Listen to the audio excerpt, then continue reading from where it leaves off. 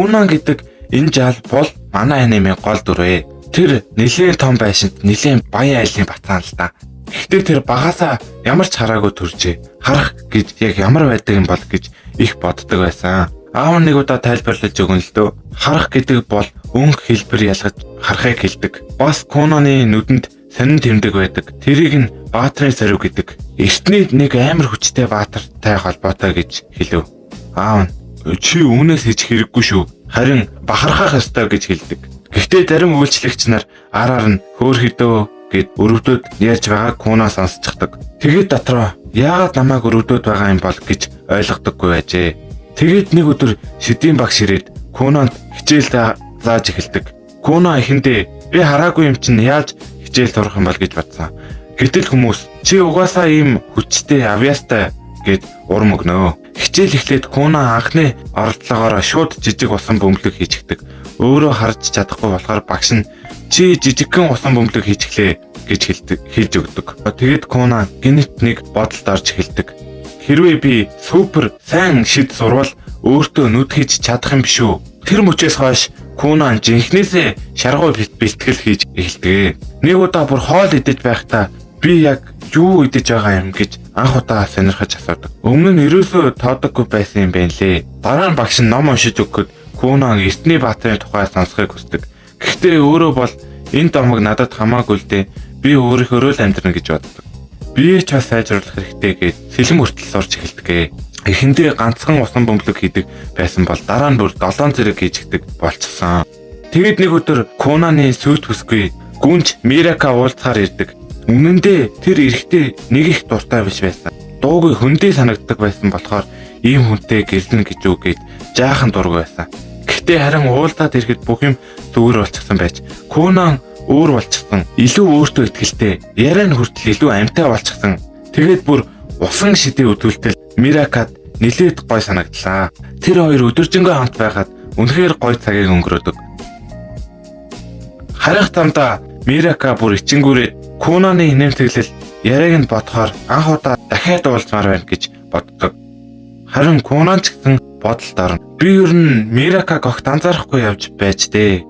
Тэгээд шууд фолараа дээр очиод жинхэнэ джентльмен шиг яаж би авч явах вэ гэж заалгаж эхэлдэг. Өөрийгөө илүү дээр болгохыг хүссэн хэрэгэлтэй. Нөгөө ид шидийн багш Жэн бол гайхаад л байж байна. Кунан шууд 7 усан бөмбөлөг зэрэг гаргачихсан нь бүр хэтэрхий их чадвар. Багш нь хүртэл тэгж чаддаггүй. Тэгээд арга барилаа өөрчилнө. Зүгээр ус гарах биш, усаа яаж удирдах вэ гэдэг чухал гэд дааж эхэлдэг. Жишээ халуун ус, хөтөн ус гэд өөрөө болгож үзүүлнэ. Кунан шууд турчиж үзнэ. Нэг аяг ус хийж Икод өгнө. Амсаад үз гэхэд Ико уугаад яагаад ийм алимшиг амттай байна гэд Жэн дотроо яаж ийм хурдан сурчих вэ гэд уур нь бүр хурж байгаач гаднаа тавин байв. Тэр орой Кунан бүр унталгүй шүнжэнгөө бэлтгэл хийдэг. Алимыг төсөөлөд хэлбэр үнэр гэд бүгднийг бодож чадна. Харин өнгийг төсөөлж чадахгүй. Энэ бол том асуудал байлаа. Гэхдээ тэр бууж гисэнгүй. Маргааш өглөө дахин оролдоно. Усан бөмбөлөг гаргаад ширээн дээрх алим руу ойртолтол гинэт Кунан би өнгө харж байна гэж хэлчихдэг. Эхэндээ Ико итгэхгүй. Гэтэл Кунан 2 ногоон 3 улаан алим байна гэд яг зөв хэлчихнэ. Ико шалгаад үнэн болохоор нь баярлаад бүр өөлнө. Тэгээд тэрвэрээд шууд Кунанын аавд хэлэхэр гүйдэг. Одоо Кунан юмд хүрэхээр өнгийг мэдэрч чаддаг болсон. Бүр номны өсгүүдийг хүртэл хүрч байгаад өнгөөр нь ялгаж унших боломжтой болж байгаа. Аав нь маш их баярлна. Миний хүү үнэхээр уншиж байна гэд бахархна. Дараагийн өглөө Кунан багштай гайхуулахаар улаан өнгийн том усан бөмбөлөг хийж байтал гэр бүлийнхэн нь орж ирээд очоогоод Кунан анхаарлаа алдаад ус нь тесэрчгэн. Тэгэд өөрөө Ика хоёр бүх биеэрээ улаан усаар нь орчихно. Харахад яг цус шиг харагдаад ээж нь аяагаад ухаан алднаа. Кунан юу болсныг ойлгохгүй зогсож байхад Ика тайлбарлаж өгнө. Цус улаан өнгөтэй байдаг болохоор ээж чинь айгаад онцглаа даа. 3 сарын турш багцгаж шүү гэж хэлжээ. Үүнийг сонссон Ико шууд л ухаан алдаж унтчихв. Ягаад вэ гэвэл тэр цалинда маш их хайртай хүн шүү дээ. Тэр үед ойролцоох бутны цаанаас Жэн бүхнийг чимээгөө ажиглаж байлаа. Тэр дотроо Кунан чинь миний бодсноос хамаагүй илүү авьяастай юм байна. Ийм хурдан өсөж байвал нэг өдөр хамгийн агуу шидтэм болох байх таа гэж боджээ. Хэдэн хоногийн дараа Конаны аав чамайг сургуульд явуулъя гэж бодож байна гэж хэлв. Үүнийг сонссон Иксио гайхаж, Иксио гэдэг нь Конаны ах шүү за. Конан чинь хизээч гэрээсээ гарч байгаагүй шүү дээ гэж хэлжээ. Аав нь тийм ээ, яг тийм болохоор явуулах хэрэгтэй. Гадаад ертөнцид засах ёстой гэж хариуллаа. Иксио гинэт багтаа болсон нэг явдлыг санаад тэр Конаныг гадаа тоглуулах гэж гараас нь бариад гарах гэж байсан чинь өөрөө шатанд бүдэрч унаад нүрээрээ газар мөрөгчсөн байжээ. Одоо үедээ эргэж ирээд Иксио айцаа нууж би Конанд туслана гэж авдаа хэлв. Маргааш өглөө нь Ико Конаг усны аягаар тоглож байгааг хараад инээмсэглэв. Конан би энэ агийг шидтэй болгочихсон. Ирээдүйд хардаг болгочихсон гэж хэлв. Ико шууд сонирхоод тэгвэл миний найз залуу нас одоо хэдтэй байгаа вэ гэж асуулаа. Конан инээгээд чи одоо ч хамгийн сайхан үедээ явж байна гэж хэлжээ. Ико дахин шоолж тэгвэл миний ирээдүйн нөхөр хэн бэ гэж асуув. Конан шуумыгаад чамшиг үсгэлэнтэй хүн хэдэж шүдэн бичрэгчгүй байхгүй дээ гэж хэлв. Фолдороо энэ хоёрыг хараад би Конанд ингэж тоглож ярихыг заасан минь зөв байсан болов уу гэж бодлоо. Гэхдээ дотроо бол Конан их өөрчлөгдөж илүү их аз жаргалтай байгаад нь баяртай байв. Дараа нь Флора хичээл дааж эхэлсэн ч Конан байнга тоглоом хийж инээл гэж байвлаа. Флора эн чинь бүр сэтэн болох зандаа орж байгаа юм биш үү гэж бодсон ч үнэндээ баяртай байлаа. Хичээл дуусны дараа Ико гадаа авчих гарч аавтай нь уулзуулахаар явлаа. Ико даарснаа мэдээд халуун усны бөмбөлөг хийж өгөөч гэж хэлв. Конан хийж өгчөөд аав яагаад ийм орой дуудаж байгаа юм бол гэж санаа зовж байлаа. Ико чи буруу зүйл хийгээгүй бол санаа зовох хэрэггүй дээ. Тэр цус дэлбэлдэг явдлыг тооцохгүй бол гэж тоглоом хийв. Конан тэрийг чинь чи өөрөө хийсэн шүү дээ. Гэхдээ хөвгөлтэй байсан гэж хариуллаа. Удалгүй тэд харшид ирж ахлах зарт баалын тэднийг угтав. Дараа нь ах нь ирээд тэднийг аавынх нь өрөөрөө дагуулж явлаа. Замдаа ах нь чамд явхад тослох уу гэж асуув. Конан хэрэггүй би орчноо мэдэрч чадна гэж хэлв. Ах нь толгой тогсон ч өмнөх алдаагаа санаад баг зэрэг санаа зовж байлаа. Удалгүй тэд өрөөнд орж ээж аав нь аль хэдийн хүлээж байв.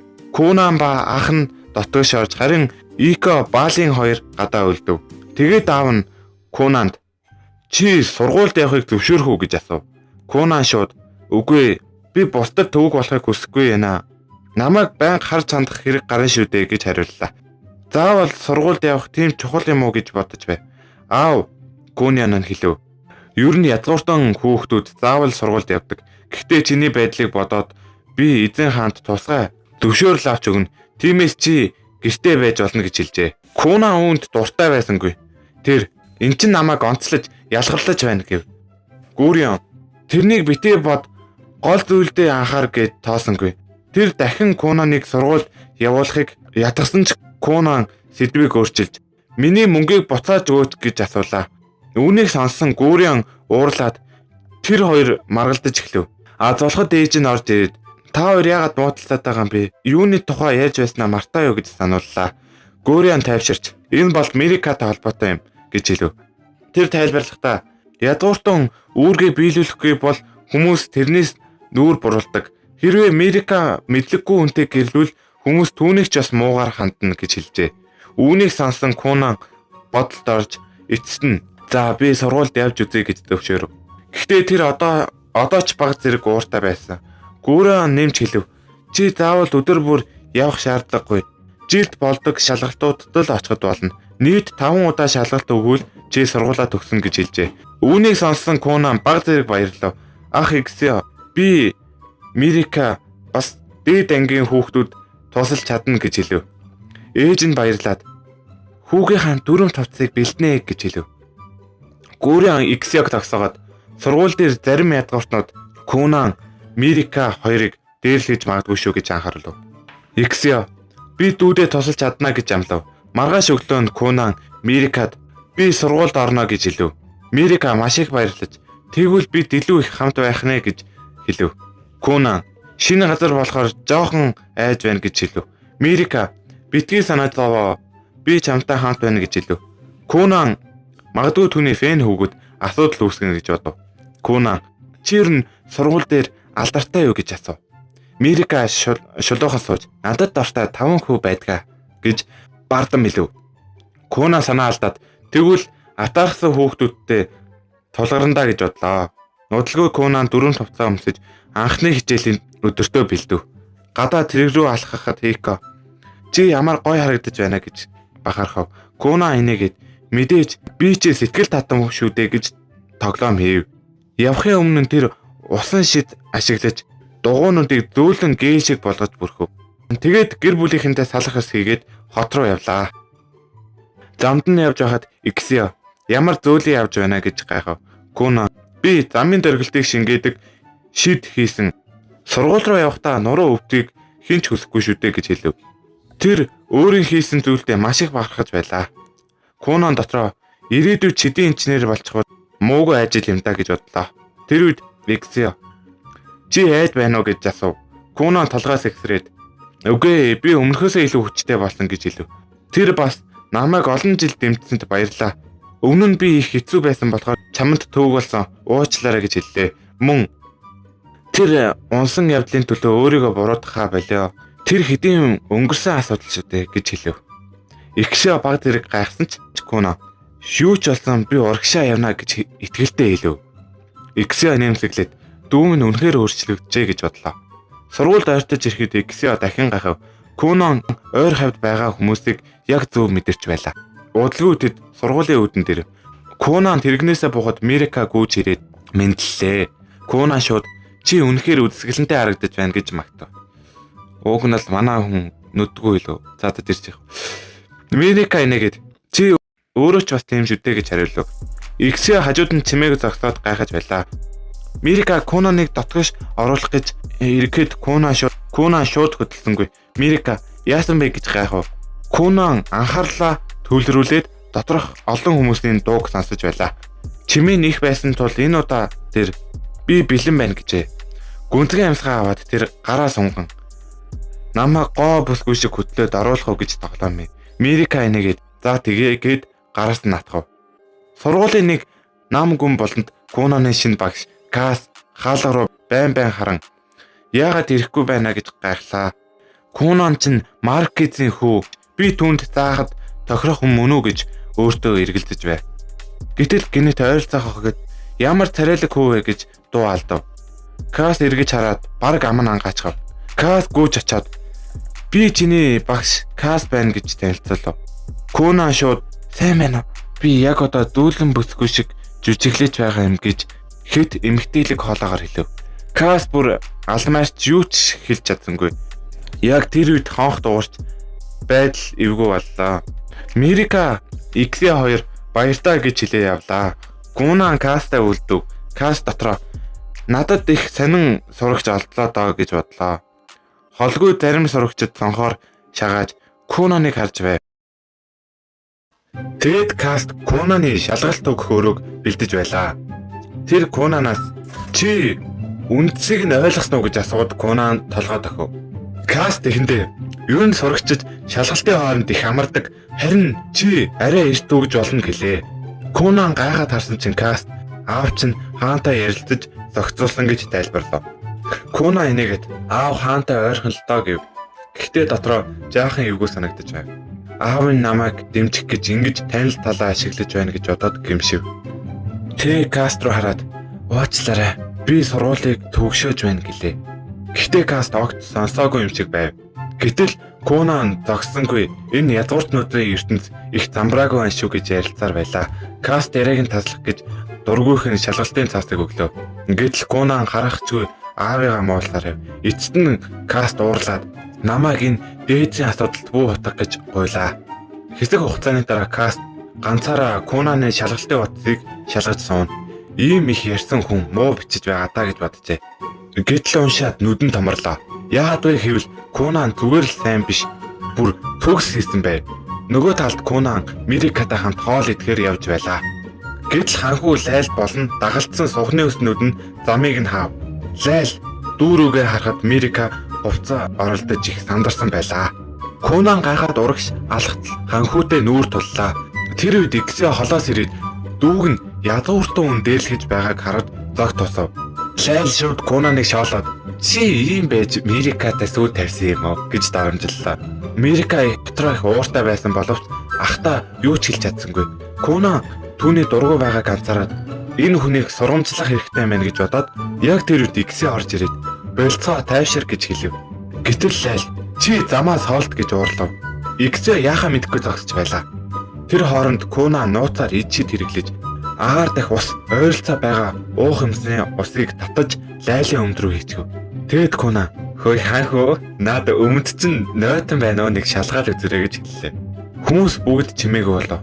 Дараа нь гайхсан дуугарч хэллээ.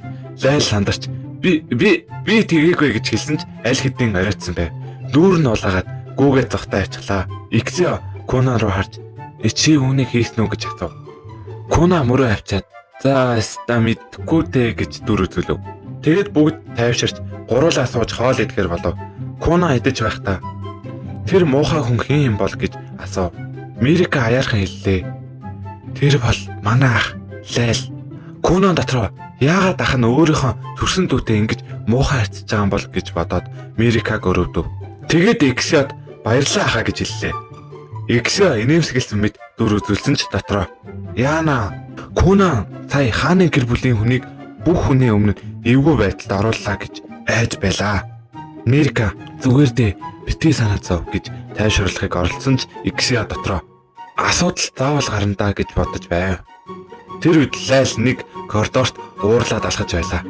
Нөгөө талд Кунан, Мирика, Иксэ гурав хоолоо идэж байгаад өмнөх явдлын талаар ярьж гэллээ.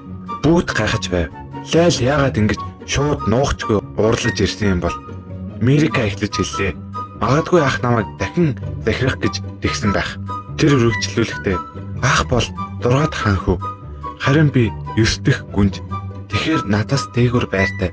Гэхдээ би Кунантай сүү тавьснаас хойш энэ байдал өөрчлөгдсөн. Яагаад вэ гэвэл Кунан баатрын онцгой сорвтой бас маш хүчтэй шидтэн болсон. Тиймээс Мирикагийн нэр хүнд огцом өссөн байлаа. Одоо бүр Кунан язгууртнуудын ертөнцид орж ирсэн болохоор бид хоёр Лайлаас ч дээгүр байртай бод гэж хэлж болохоор болжээ. Кунан толгоогоо маажаад "За түр байж гараа гайс. Зарим хүмүүс миний үсийг яаж юм гоё байдаг, яаж юм гоё болсныг асуудаг. Хаанз асуулсыг яаж ямар үнээрт асуулдаг гэж асуудаг. Тэр хүмүүс хандаж хэлэхэд бол би энэ үсчин зүсэд асуудаг. Индранил салон гэдэг нэртэй газар. За энд бол та нар бол ер нь ихэнх нь мэддэг газар бах. Ээж авчны нарантол зах руу очиод юм авахтаа ч юм уу эсвэл тэр хавьд амьдардаг бол очиод үсээ засалж болно. Яг мангасын амны зүүн гартаа за энд ингээд харуулчих. Очиод үсээ засвал nice шүү дээ. Тий. Хаяа би ээжж магадгүй. Тий. Ер нь бол та нарын урмыг хугалахгүй л гэж би найдаж байна. За. Тэгэд буцаад бичлэгэндээ орч.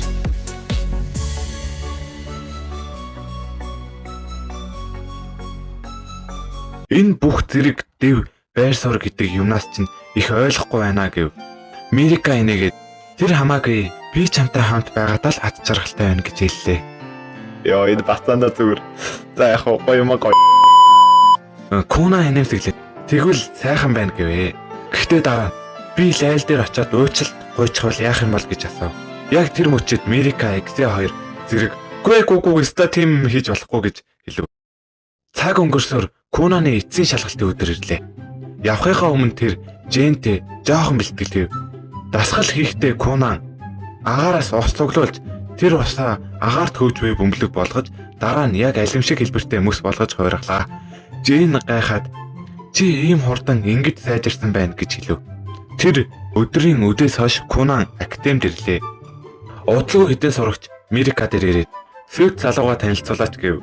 Кунан ураг шалгаж сайн байна уу? Би Кунан, Мирикагийн сүйт залуу. Бас Иксэгийн дүү гэж өөрийгөө танилцууллаа. Тэр илдэг сайхан харьцаж байсан тул хүмүүс ямар соёлтой залуу вэ гэж бодож эхэллээ. Лайл цонхоор хараад би дараа нь яах вэ гэж бодож байлаа. Гэтэл хэдэн сурагч хурдлаараа шалгалт эхлэх гэж байна гэж дуудав. Лайл хамраас өгөөд би хэзээ очихоо өөрөө мэднэ гэж бардам хэллээ. Сурагчид айсан байдалтай шалгалт бүгдэнд нь нэг дор эхэлнэ. Хэрвээ одоо очихгүй бол чи хоцроо шүү гэв. Лайл тэднийг хараад гинэт уурлав. Эднэр ард нь муулдаг байх гэж бодоод бүр их уурн хөрлөө. Яг уурлах гэж байтал гэтэл Кунан инээмсэглээд гарч ирээд Лайлын гарыг атгалаа. Сайн байна уу? Би бол Куна. Өмнө нь зөв танилцаж амжаагүй шүү дээ гэж баяртай хэлв. Лайл гайхаад гараа татаж хин чамд надтай ярих хэрэг өгсөн юм. Бүр хурж байдаг гэж уурлав. Куна уучлаарай. Гэхдээ холдохын оронд та их гой хүн байна. Та их мундаг хүн шиг харагдаж байна гэж магтаж эхэллээ. Дахин магтсаар байхад Лайлын нүүр улааж эхэллээ. Тэр нуух гэж оролцсон ч хүмүүс гарчгав. Сурагчид инээлдээд яана Лайл ичглээ гэж гайхаж байлаа. Удалгүй бүгд суудалтаа сууж шалгалт эхэллээ. Цаг хурдан өнгөрч шалгалт дуусав. Профессор Каст самбар дээр гарч ирээд нэр бичгийн оронд нэг том цэцэг дурлаа. Тэр нь бүгд тэнцсэн гэсэн үг байлаа. Бүх сурагчид баярлаж баяр хүргэе гэд бивэндээ хэлв. Бүх зүйл дууссаны дараа Кунан морин тэрэгтээ сууж дараа нь дахин уулзсандаа гэж найдаж байна гэд гарлаа. Тэр харж ирээд шууд Жэнтэй дахин бэлтгэл хийж эхэллээ. Нэг усан бөмбөлөг хийж түүнийг 10 ширхэг болгох гэв. Кунан амархан хийчгээд би бас шин зүйл сурсан гэлээ. Тэгээд нэг усан бөмбөлгийг жижиг шувуу болгож хуургав. Шууд алавчаад дэлгээд агаарт нислээ. Жэн гайхаад юу ч хэлж чадсангүй. Хэсэг хугацааны дараа тэр өвдөг дээрээ сууж би чамд заах зүйл бараг үлдээгүй юм байна гэж санаалтаад Жэн зориг хараад Куна би чамд үндэ заах юм байхгүй болсон гэж хэлв. Чи бүх суурь шидийн мэдлэгийг сурчсан. Одоо харин төвшин ахих хэрэгтэй. Куна шууд босоод үгүй гэж хэлв. Би мэдэж байсан. Гэхдээ тэр дасгалууд чинь надад үнэхээр их тус олсон. Та байхгүй байсан бол би өдөө зэрэгтэй ингэж сайн байж чадахгүй шүү дээ гэлээ. Дараа нь гинэт та цалин бага болохоор явах гэж байгаа юм уу? Тэгвэл би аавдаа хэлээд танаас цалин 10 дахин нэмүүлчихье гэж хэлв. Жэн толгоос ихсрээд үгүй гэж зөөлнөр хэлв. Би одоо чамд бараг юу ч заахгүй. Миний мэдлэг ингээд дууссан. Эсвэргээрээ би одоо чамд юу ч заахгүй байж ийм их цалин авч чадахгүй гэж хэллээ. Би өөрийгөө багш гэж мэдрэхээ болсон гэж хэллээ.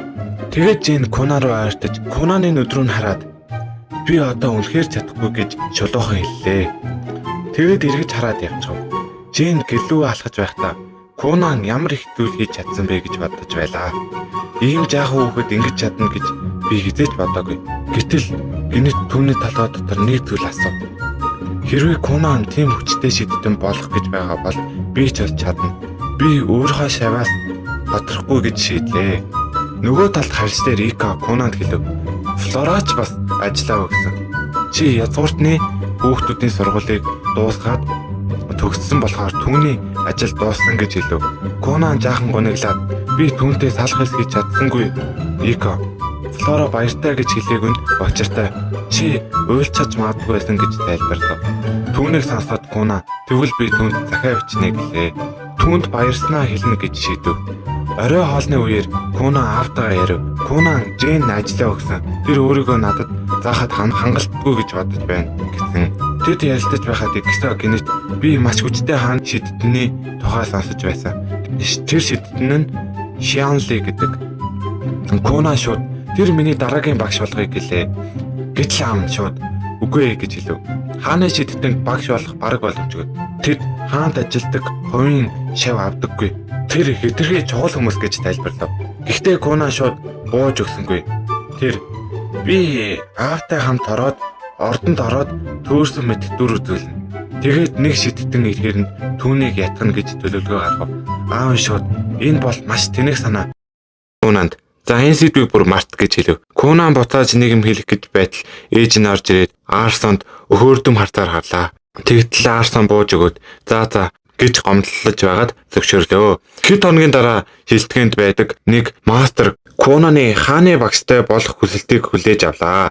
Эхэндээ тэр хүн тоохчгүй бараг шууд хаях гэж байв. Гэхдээ Кунан баатай ширвтэй гэдгийг хараад гинэт сонирхоод дүр адснав. Удалгүй Кунанд хааны ордонд иргэсэн албан ёсны дуудлага ирлээ. Тэгээд тэр аавтайгаа хамт морин тэрэгт сууж явнаа. Аав нь их баяртай харагдаж байв. Кунан хаан аавтай их ойрхон байдаг болохоор ийм хурдан уулзалт зохион байгуулж байгаа гэхэд аав нь үгүй. Энэ бол хуучин танилтай ямар ч холбоо байхгүй. Үндэ ордны хамгийн том шидтэн өөрөө чамайг сонирхоод уулзъя гэсэн юм гэж аав нь хэллээ. Тэгээд аав нь чи одоо ямар шид хийж чаддаг вэ гэж асуухад Кунан шууд тарин уншаад жижиг усан бөмбөлөг гаргав. Тэр нь удалгүй хар муур болоод өвөр дээр нь тайван суучлаа. Аав нь гайхаад шид ингэж болдог байсан гэж юусоо би бодсонгүй. Муурыг хэлэх гэдэл яг жинхэнэ муур шиг мэдрэгдэж бай. Кунан би саяхан ийм болоход сурсан. Өмнө нь тунгалаг амт хийж чаддаг байсан.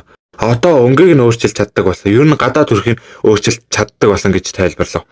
Аав нь мууртаа хэсэг тоглоод жинхэнэ муур авбал яах вэ гэж ааваас асуув. Гэхэд аав нь үгүй муур гэрийг заавар болсон. Тэглээч ээж чинь нохоонд дуртай гэж шууд татгалзав. Удалгүй тэд нийслэлд хурж ирэхэд мөнгөн өстэй Хельга гэдэг охин өгтөө. Тэр бол хааны 2 дахь гүнж Мирикагийн эгч юм. Кунан баяртайгаар ийм хөөрхөн хүн миний хүргийн эгч байгаад азтай юмаа гэж хэлв. Аав нь миний хүү арай л дэндүү чалчаад байгаа биш үү гэж дотроо ботсон ч одоохондоо нэг таасангүй. Хельга энэгэд чиний тухай дүүгээс их юм сонссон. Чамтай удаан ярилцмаар байна гэв. Энэ мууранд тулгай хоол хэрэгтэй юу гэж асуув. Гэтэл Кунаны аав муурыг газарт тавихад Кунан шидээ тудлаж муур нь шууд тус болоод алга болчихов. Хельга тэр даруй Кунан үнэхээр авьяастай гэдгийг ойлгов. Харин аав нь мууранд нэр өгч амжааг үдээ жаахан харагдаж байв. Хельга би чамайг хар цамхаг руу дагуулж өгье гэв. Аав нь би хаантай уулзчаад магадгүй гэртээ ярих байх гэлээ. Кунан зүгээрээ би дараа нь Мерикатай уулзаад гадуур гарна гэж хэлэхэд аав нь за тэг сайхан цагийг өнгөрүүлээрэй. Босох үед чинь би тэрэг бэлдэж өгнө гэж хэллээ. Тэгэд Хельга Кунаныг хар цамхаг руу дагуулж явлаа. Явахдаа чи өөрөө алхаж чадна үсттэй. Эсвэл тусламж хэрэгтэй юу гэж асуув. Куна би зүгээрээ гэд шууд л Хельгад маш хэцүү шийдвэртэй холбоотой асуултууд асууж эхэллээ. Хельга бүр гайхаад юу ч ойлгохгүй болчихов. Тэгэд Хельга энийгээд алхаж байхдаа ийм хэцүү юм ярьж чадахгүй гэд өөр сэдв гаргав. Чи хаа хідэн хүүхдтэйг мэд хүү гэж асуув. Куна би ер нь бодож байгаагүй юм байна гэв. Гэхдээ Хельга манай хаа маш хүчтэй. Нийт 7 хаан хүүтэй 10 гүнжтэй гэж тайлбарлав. Би бол 2 дахь гүнж харин Мирика 9 дахь гүнж гэж хэллээ. Дараа нь Хельга манай улс их онцлогтой гэд тэнд том хүн заавал хаан болох албагүй гэж хэлв. Харин хэн хамгийн чадварлаг авьяастай хичээнгүй байсан нь хаан болдог системтэй гэж тайлбарлаа. Ийм болохоор хамгийн бага хүүхэд гэсэн хамгийн том ахтай адил хаан болох боломжтой. Хельга бас би өөрөө хаан болохоос татгалзсан. Харин шидтэн болох замаа сонгосон. Сайн шидтэн болохын төлөө хичээж байгаа гэж хэллээ. Тэгэд коридороор явж байхад Кунан гинэд цонх руу татагдаад хол байгаа харанхуй цамхагийг ширтэж зогсов. Тэр цамхагаас маш олон өөрөөр шидний хүч мэдрэгдэж байлаа. Удалгүй Хельга маш чухал зүйл хэллээ. Чамайг хаан болгох тэмцэлд зүгээр л татан оролж магадгүй шүү гэж анхаарууллаа. Тийм болохоор чи хэний талд орохоор сайн бодож байж шийдэрэй. Бас дараа нь чиний эсрэг ашиглагдаж болох зүйл бүү яар гэж хэллээ. Ийм хэрэгтэй зөвлөгөө өгсөнд Кунан баярлаад би бас нэг гоё зүйл үзүүлээ гэв. Тэгэд гутлынхаа доор нэмэн ус хөдөлгөж хүмүүс болголоо. Тэгэд яг тэшүүр шиг гулгаж байгаа юм шиг урагш гулгаж эхлэв. Хельга маш их баярлаад надад ч бас хийж өг гэж хэллээ. Кунан дахин шидээ ашиглаад удалгүй тэр хоёр коридорт гулгаж инээлдэж яг тэнэг хүмүүс чиг давхиж байв. Харуулууд гүнж битчихвээ гээд тэднийг барих гэж араас нь гүйж хэллээ. Тэгээд Кунан Хельга хоёр маш хурдан байсан болохоор харуулууд барьж авч чадсангүй. Гэхдээ удалгүй нэг баатар тэднийг хараад шууд хөөж эхлэв. Кунан зогсоо гэж асууд Хельга үгүй бид зогтаж чадна гэж хэллээ. Гэхдээ тэр нь буруу ордлого байлаа. Баатар тэднийг гүйцээд байлж аваад цэцэрлэг рүү авчиж сайн тагнав. Дараа нь тэднийг цамхаг руу дагуулж очоод Кунаныг улсын хамгийн том шидтэн Романд ах дуртай уулзлаа. Кунан тэр том шидтний өмнө зогсож байхад салхины хүртэл хүчтэй санагдаж эхлэв. Тэр өмнө нь Хельгагийн шидийг их мундаг гэж боддог байсан. Гэхдээ Романтай харьцуулахад шал өөр төвчний хүн юм шиг санагдлаа. Романд чи усны сүлдтэй төрсөн хүү мөн үү гэж асуув. Кунан тийм ээ. Гэтэ би сүлд гэдэг сайн ойлгосонгүй гэж хэллээ. Тэгээд Романд нийт 7 төрлийн сүлд байдаг гэд тайлбарлав. Гал ус, газар, салхи, гэрэл, харанхуй бас шувууны сүлд байдаг гэж хэлв. Мөн сүлд бүр 1-5 од хүртэл зэрэглэлтэй байдаг. Чиний 2 одтой сүлд бол маш энгийн тохиолдол гэж хэллээ. Хельга би ч бас 2 одтой салхины шидтэн гэж хэлв. Кунан энийгээ за ойлголоо. Бид хоёр энгийн бяцлаг шиг. Харин Романд бол маш үнэртэй амттай бяцлаг юм байна гэж тоглоом хийв. Романд тийм жишээ муугүй байна гэд өөрийнхөө сүлдийг 4 оттой гэдгийг хэллээ. Дараа нь тэднийг доош бэлтгэлийн талбай руу дагуулж очоод чиний шидийг жаахан шалгаж үзье гэж хэлв. Кунан баг зэрэг сандарч хэрвээ би сайн хийвэл хааны шидтэн надад багш болох юм болов уу гэж бодсон ч удаан бодох цав гарсангүй. Романд шууд нэг ахмад насны сурагчийг дагуулж усны шидээ үзүүлж эхэллээ. Тэр шидэд нь тарин уншаад гинэт агаарт маш олон усны судлах гарч ирээд гоё хээ шиг гялалдаж эхлэв. Романд Конанд хандаж одоо чи энэ хүүгийн шидийг өөрийнхөө шидээр дийл гэж тайван хэллээ. Конан шууд Жэнийг хэлж байсныг саналаа. Чи зөвхөн ус бүтээдэг биш, бас усыг удирдах чадна гэж хэлж байсан. Өмнө нь энэ амархан байсан. Гэхдээ өөр хүний хийсэн усыг удирдах үзээгүй гэж хэллээ. Конан энэ бол надад шин зүйл байна гэж ойлгов. Романд түүнийг огт бодож байгаагүй хэцүү байдалд оруулжээ. Конан эргэлдэлгүй оролдож үтгэхэр шийдлээ. Тэр бүх хүчээ ашиглан нөгөө шидтэй усыг удирдах усны судлууд нөгөө шидний хүчээр баригдаад хөдөлж өгөхгүй байв. Романд анхааралтай харж юу болохыг хүлээж байлаа. Конан бууж өгсөнгүй бүх хүч тэсвэрээ ашиглаж улам их чармайв. Конан нөгөө туршлагатай шидтний уснаас 2 ширхэг бөмбөлийг салгаж авчихлаа. Дараа нь шид тогсож Конан өвдөг дээрээ унаад амьсгаатаж эхэллээ. Мөнгөлөг өстэй шидтэн үннээ хэлээд би нэг жаахан хүү надаас 2 усны бөмбөлөг булаад чадна гэж огтоодсонгүй гэж хэллээ. Тэр мөнгөлөг өстэй шидтэн би Конаныг шаваа болгоё гэж хэлэхэд босод шидтэнгүүд шууд үгүй би аавна гэд бүгд Конаныг авахар чичрэв. Гэхдээ Роман шууд болноо би эхлээд илүү ихийг хармаар байна гэж бүгднийг загсаалаа. Тэгэд Конанд чи өөрийнхөө хүссэн зүйлээ үзүүл гэж хэллээ. Конан шууд усаар нэг үсэрдэг туулаа шиг юм хийчихв. Босод шийдэнгүүт бас би туршиж үзье гэд ээлжид зогсоод яаж ажиллаж байгааг нь ойлгохыг хүсв. Гэхдээ Роман Конаныг чи энэ шөнө шилтгэн төлд би чиний чадварыг илүү сайн шалгана гэж хэллээ. Конан уучлаарай би өнөөдөр Мерикатай болцоотой байгаа. Орой хоолнд орох ёстой гэж хэлээд татгалдав. Тэр үед Хельга чи өөр амтэн эсвэл хүн хийж чадах уу гэж асуув. Конан чаднаа гэд шууд усаараа нэг хүн шиг хөөгөлдөө хийв. Тэр нь өөрийнх нь үйлчлэгч шиг харагдаж байлаа. Гэхдээ төгс биш байсан болохоор баг зэрэг тунгалаг хөдөлгөөн нь жаахан эвгүй харагдаж байв. Нөгөө залуу шидтэн энэ хөөгөлдөө ямар нэг юм хийж чаддаг юм уу гэж асуув. Конан би нэг удаа нисгэж үзсэн. Гэхдээ жаахан инээдтэй харагдаж байсан гэж хэллээ. Конан хөөгөлтийг нааш цааш нисгэж эхэлсэн чинь шилтгэнд байсан хүмүүс тал бүр айжглаа. Ингээд Конан дахиад загнуулж бүгд уучлалтгүйдгав. Удгүй нар жаргаж эхлэхэд Роман чи шалгалтад авлаа гэж хэлв. Би чамд шидээ илүү сайн хянаж сургад тослох шидтэн өгнө гэж хэллээ. Конан маш их баярлаад аавдаа хэлэхээр гүйж очлоо. Гэхдээ аав нь эсвэргээрээ баярсангүй хэдэн цагийн дотор 2 удаа асуудал гаргалаа гэд Конаныг загнав. Шидээ болгоомжтой ашиглах гэд уурлаад яваад өглөө. Удалгүй аав нь харж Конан Хельгатай үлдвэ. Хельга чи Мерикатай уулзах ёстой. Орой хоцорчхон шүү гэж хэллээ. Тэгээд шид ашиглаад хурдан очие. Тэгэхгүй бол амжихгүй гэв. Тэд туршилт хийхээр шийдэв. Конан том усан бөмбөлөг хийж Хельга салхины шидээр түүнийг түлхэж тэд тэнгэрт нисэж эхэллээ. Яг шидэд хэрсэндээ сууж байгаа юм шиг нисэж байв. Тэгээд Мерикагийн өрөөний ойролцоо ирэхэд нэг юм мартчихсан байлаа. Тэр салхины ижидээ аажмаар зогсоох ёстой байсан ч шууд тасалчихсан байв. Тэр хоёр шууд доош онж эхэллээ. Дахиад өнөх баатар Дариод баригдчихав. Энэ өдөр 3 дахь удаага баригдаж байгаа нь энэ байлаа. Дариа бүр их уурлаж бас урт лекц унсаж эхлэв. Харин Мерика гой даашинтаа өмсөд өөрийнхөө хаагүйг ирнэ гэж хүлээсээр байлаа. Мерика өрөөндөө цааснаас алхаж маш их сандарч байв. Тэр Конан намайг хажихсан юм биш үү гэж бодож эхэллээ. Зүрх нь хүчтэй цогөлж их төгшиж байлаа. Тэгэд үйлчлэгч нь түүнийг тайшруулах гэж магадгүй тэр актемд саатаж байгаа байх. Өөр юм бишээ гэж хэлв. Аад болоход тэр үед хаалга тогшлоо. Үйлчлэгч хурдан очиж хаалганы нэг хамгаалагт зогсож байв. Конан ирчихсэн гадаа гүнжийг хүлээж өгнө гэж хэллээ. Үйлчлэгч эргэж харсан чинь Мерика саяхан их сандарч байсан мөртлөө одоо буудан дээр тайван суучихсан цайгаа уугаад юу ч болоогүй юм шиг харагдав.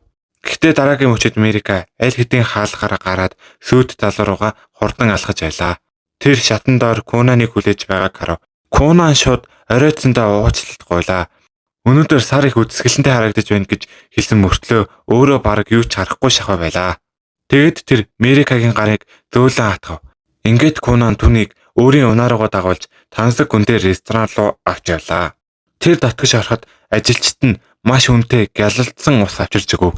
Энэ бол зөвхөн баян хүмүүсийн уудаг тансаг зүйл байлаа Гэтэ энэ хоёрт мөнгөний асуудал байх биш баячуудын хүүхдүүд юм чинь.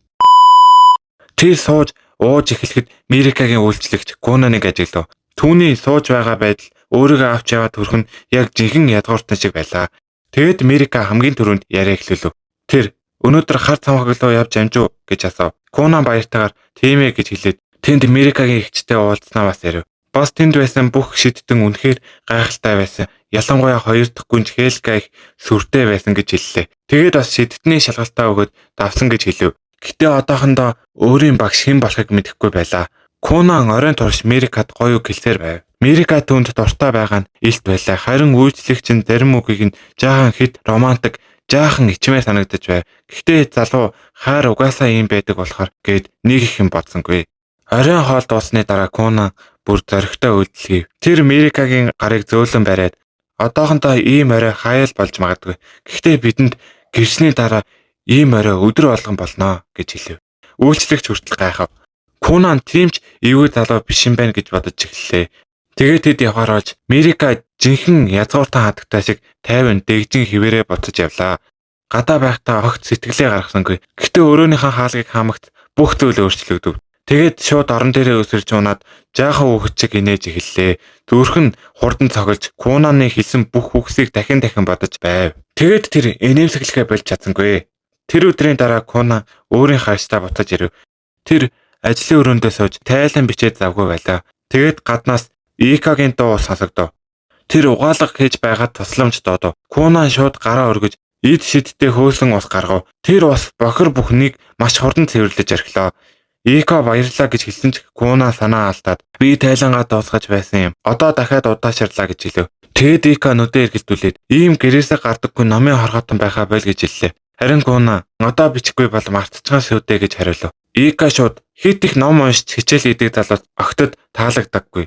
Бас нар үзэхгүй байвал чи намхан туранхай болно гэж хэлв. Конан хэсэг зогсож үнэхээр охид өндөр залуус дуртай байдаг гэж бодлоо.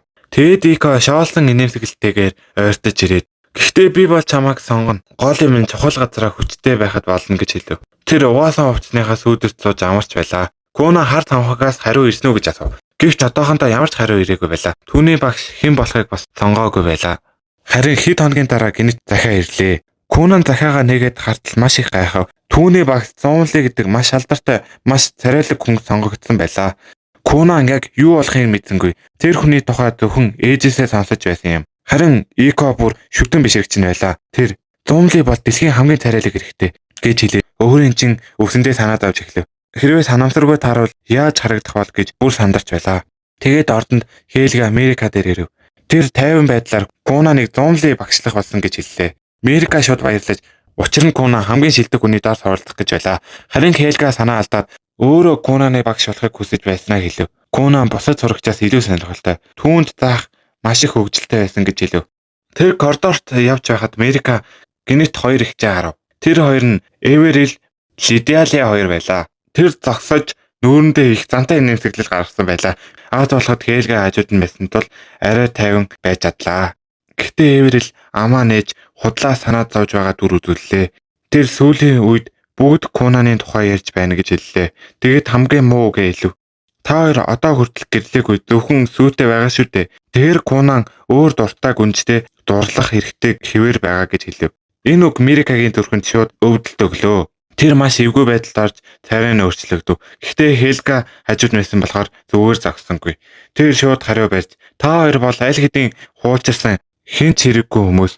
Конан нүдтэй байсан бол та хоёртой нэг нүдэрээ харахгүй гэж хатуу хэллээ. Тэгээд тэр хоёр ихчийг шууд дууг болгочихоо. Уурландаа уулаж маш их ууртай болов. Тэгээд хурдан эргээд явж эхэллээ. Явхдаа Хелгад чи дандаа дээрэмчин шиг ажиллах юм. Нэг удаа ч гэсэн жинхэнэ гүнчиг байд сур. Чамайг баатар аль хэдийн 3 удаа дагнасан шүү гэж хэлээд ууртаагаар явчихав. Тэгэд Конаны харьц дээр Конан Икатай цай ууж сууж байлаа. Конан шинэ багш ямар хүн бол гэж бодон толгой дотроо төсөөлж байв. Харин Ика өөр ертөнцид орчихсон юм шиг байлаа. Тэр Зонлитэй удахгүй нүрээ харна гэж бодохоор аль хэдийн нүүр нь улааж маш их дагдлаж байв. Гэтэл гинэт гадаа сүйх тэрэг гэж загслоо. Эхэндээ Мирика бууж ирэв. Конан түүний гинэт хэлсэнд нь маш их гайхлаа. Гэхдээ тэр шууд сайхан үгсээ хэлж эхлэв.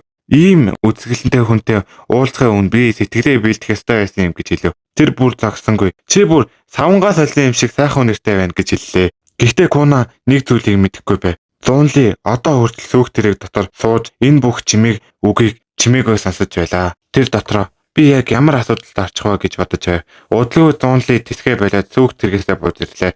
Кунан тэр даруй хөсчхөв. Тэр хүнээс гарч байгаа хүчийг шууд мэдэрлээ. Тэгээд энэ хүн бол гарцаагүй Зуунлиг гэж ойлгов. Икач бас дотроо ойрлож байлаа. Гэхдээ Кунан Зуунлигаас гарч байгаа аимшиг хүчээр анхаарч байв. Түүний зөвхөн ичдийн аавраа хүртэл бусдыг чичрүүлэх хүчтэй байлаа. Кунан тэр дараа ойлгов. Энэ хүн зүгээр хүчтэй биш, бүр өөр төвшний хүн байна. Тэр хар цамхагт болцсон бүх шиттэнгээс хавьгүй хүчтэй байлаа. Магадгүй их мастраас илүү хүчтэй гэж байж мэдхээ санагдав. Мэрика Кунаны царайг хараад юу болсон бэ? Гэхэд Куна зүгээрээ гэж хэлээд урагшлав. Тэр Зуунлид хүндэтгэлтэйгээр өөрийгөө танилцуулв. Харин Зуунли мөрөө хавчаад надад нэг их хамаагүй гэж хэлв. Тэр хүүхдүүдтэй зууралдах дург нь шууд харагдаж байлаа. Ика дотроо ямар шиддэн хүн ийм бүдүүлэг байж чаддаг байна гэж бодов. Зуунли нуух зүйлгүйгээр шууд хэлв. Би энэ ажлыг өөрөө хүсээгүй. Их мастер надад зүгээр л тулгачсан гэж хэллээ. Тэр үед Дарья өөрийгөө Мирикагийн хувийн хамгаалагч гэж танилцууллаа. Куна өмнө нь үүссэн бүх асуудлынхаа төлөө түүнээс уучлалт. Тэгээд бүгд цай ухаар суув. Гэтэ Зуунли огт баяртай харагдсангүй. Ялангуяа Мирика Куна хоёр бие биентэйгээ дахин романтик үг хэлж эхлэхэд бүрч дургу болов. Тэдний яриа хэтэрхий бяцлаг шиг романтик болоход Зуунли эцэст нь тасалдууллаа. Одоо боллоо. Тайвшир. Би ид шидийн тухай ярих гэж ирсэн. Өсвөр насны хайрын жүжигийг сонсох гэж биш гэж хэлв. Тэгээд тэр жаахан инээгээд Кунаныг сонирхохоор шийдэв. Чи нийлмэн шид гэж юу болохыг мэдэх үү гэж асуулаа. Кунан 50-аар хариулв. Энэ бол хэд хэдэн шидийг нэг дор нэгтгэж нэг том шид болгох өндөр түвшний арга гэж хэллээ. Зуунли дахин асуулаа. Тэгвэл чи нэг дор хэдэн ид шид удирдах чаддаг вэ гэж асуув. Кунаны хариулт Зуунлиг хүртэл гайхшруулв. Би нэг дор 31 ид шид хийж чадна. Заримдаа 32 хүртэл оролддог. Гэхдээ тэр үед жаахан тогтворгүй болдог л доо гэж хэллээ. Зуунли бүр анхааралтай болов. Тэр сонирхолтой юм. Би хүртэл 50-аас дээш гаргаж чаддаг гэж хэлв. Чи 20 ид шидийн хязгаарыг яаж давсан юм бэ гэж асуулаа. Кунан 50 ид шид нэг дор хийн гэдгийг сонсоод үнэхээр их гайхав. Тэр ийм тоонд хүрч чаддаг хүн байдаг гэж огт бодож байгаагүй юм. Тэгээд Зуунли түүн рүү хараад чи 20 ид шидийн хязгаарыг яаж давсан юм бэ? Ихэнх хүмүүс тэрийг давж чаддаггүй гацдаг гэж хэллээ.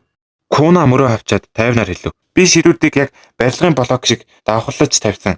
Нэгийг нөгөө дээр нэмсээр байгаад илүү олон болгосон гэж хэллээ. Зуунли үүнийг сонсоод үнэхээр гайхаж бага зэрэг биширлээ. Учир нь ийм аргыг хэн нэгэн өөрөө ганцаараа олж мэднэ гэж ерөөсөө төсөөлж байгаагүй байв. Анх Зуунли бол зүгээр л ирээдүйтэй хүүхэд байх гэж бодож байсан. Гэхдээ одоо маш аимшигтай ховор авьяастай болохыг ойлгож эхэллээ. Тэгээд Зуунли эцэст нь бага зэрэг сонирхолтой болж сандлаасаа босов. Тэр чи зөвхөн ам сайтай биш гэдгээ бат. Би зүгээр л ярьдаг хүүхдэд цагаа өрөхгүй гэж хэллээ. Тэгээд бүр нүдэ тавьчихгүй. Надаас өвдөг сөхөрчихгүй. Намайг өөрийн багшаа болгооч гэж хүүсгэж хэллээ. Мирика үнийг сонсоод дотроо Куна хэдэж ингэхгүй гэж бодлоо. Куна шууд бүхэж огт хэрэгэлдэлгүй хэллээ. Зуунли бол дэлхийн хамгийн агуу шидтэн. Та үнэхээр гайхалтай. Бас бүр сайхан үнэртэй. Би бүр эрэгтэй хүн мөртлөө тантай дурлахад ч магадгүй гэж хэлв. Мирика баг зэрэг цочирдов. Зуунли өөрөө хүртэл айчих шиг болов. За байлаа амаа тат. Одоо үүнээс илүү эвгүй болох хэрэггүй гэж хэллээ. Тэгээд тэр энэ хажуу хүүхдийг шалгаар шидэв. Зуунли гараа өргөөд ид шидээ хэрэглэв. Тэгээд газарс нэг том зудаан шорон хан босож ирлээ. Тэр Кунанд хандаж за үүнийг эвдэж чадвал эвд. Ямар ч арга хамаагүй. Эвдэж байвал болно гэж хэлв. Гэхдээ Куна хөдөлж амжаагүй байхад Зуунли гинэт өөр зүйл хэллээ. Тэр хүмүүсийн ярьдаг усан ор гэдэг зүйлийг туршиж үзмээр байна гэж хэлв. Кунан цаг алдалгүй шууд шийдвэр гэлэж агаар төвж байгаа усан ор бүтээв. Зуунли би эндээс гарч бай гэж хэлээд түүндээс цов. Гэвч суусан даруйд нүдэн тамрав. Тэр үнэхээр хэтэрхий зөөлөн, хэтэрхий тухтай байлаа. Хэдэн секундын дараа Зуунли бүр нойрондоо автаж шууд унтаад өглөө. Тэр яг усан орны деваажинд орсон юм шиг санагдаж байв. Харин Зуунли унтаж байх оронд Кунан шорон ханыг анхааралтай ажиглав. Гаднаасаа бол энгийн хан шиг харагдаж байсан ч үүндээ маш хүчтэй хамгаалтын ид шид. Гаднаасаа бол энгийн хан шиг харагдаж байсан ч үүндээ маш хүчтэй хамгаалтын ид шидүүд давхарлаж хийсэн байлаа. Бараг эвдэж боломгүй мэт санагдав. Зуунли энэ хан дээр 40-оос илүү давхар ид шид хийсэн байлаа. Гэхдээ Куна огт сандаасангүй. Тэр Зуунлиг сэрэх гэж оролцсонгүй. Харин тайван суугаад гүнжийн хажууд очиод цаа аяглаж өгөөд тэр сэртэл жоохон үлээ гэж одоо сэрсний дараа л ханыг эвтгэр шийжээ. Ингээд 2 цаг маш хурдан өнгөрлөө. Тэгээд нар жаргахын үед Зинли сэрв. Нүдэ нэгээд эргэн тойрноо харав. Хан одоо ч хэвээрээ байгааг хараад Кунан бууж өгчихөө гэж асуулаа. Кунан тайван цайгаа уугаад үгүй би таныг сэрхийг хүлээж байсан гэж хэлв. Тэгээд одоо цаг нь боллоо гэв. Кунан ханны өмнө очиод нэг шийд хэрэглэв. Савнтай усыг зөөлөн ус гарч ирээд ханыг жоохноор ботолж эхэллээ. Тэр ус шороо гаажмаар уусгаж байв. Удаан ч гэсэн хан баг багаар хайлж эхэллээ. Зинли үүнийг хараад инээмсэглэв. Тэр Кунан бусад хүмүүс шиг хүчээр унгах гэж оролдсонгүй гэж бодлоо. Тэгээд тэр ухаантай аргыг үнэлжээ. Энэ мөчид Зинли шийдэв. За одоо чи миний шав боллоо гэж албан ёсоор хэлв. Маргаашнаас эхлээд миний бүх туршилтанд орсон шүү. Бэлэн байгаарай гэв. Маргааш өглөө Зинли дахиад ирлээ. Түүний хажууд гүнж Мерикач басав. Зинли чангаар Кунан бол энэ улсын хамгийн азтай хөхөд. Яагаад гэвэл хамгийн мундаг шидэхтнэр хичээл заалах гэж байна гэж хэлв. Кунан өөрийгөө магтахдаа аль хэдийн мэрэгжилтэн болсон байлаа. Тэр шууд хамгийн азтай хүн бол би. Эзэнт гүрний хамгийн царайлаг, хамгийн гайхалтай, хамгийн хүчтэй шидтэнгээр заалгана гэдэг энэ үнэхээр том ад гэж хэлв. Тэгээд Зинли сэтгэл нь хангалуун инээмсэглэв. Гэхдээ өнөөдрийн хичээл амар биш шүү. Чамд тусгай хөнгөлөлт байхгүй гэж хэлв. Хэрвээ та надад зөөлөн хандахгүй бол би бараг л үхчихэж шүү гэж хэлв. Зинли түн рүү хачаа харцаар хараад за болдоо тайвшир гэж хэлээд дотгоёс чирч аруулав. Гэхдээ өрөөнд оромогт Кунаны баяр шууд алга болов. Учир нь өнөөдрийн хичээл нь шин шид сурах биш байлаа. Зинлийг замраагүй муугаа бичсэн тэмдэглэлийг цэвэрхэн ойлгомжтой бичиг рүү хуулж бичих байв. Кунан шууд ойлгов. Энэ хүн зүгээр л өөрийн бичиг таасны ажлыг надад даатгаж байна гэж бодлоо. Тэр шинэ шид сурна гэж маш их догдож байсан ч гэтэл одоо бичиж хийж суух гэж. Тэгээд аргагүй ирэнд зөвшөөрөв. Зинли бусад хүмүүсийг явуулж эдгээр бичиг бол улсын маш нууц мэдээлэл.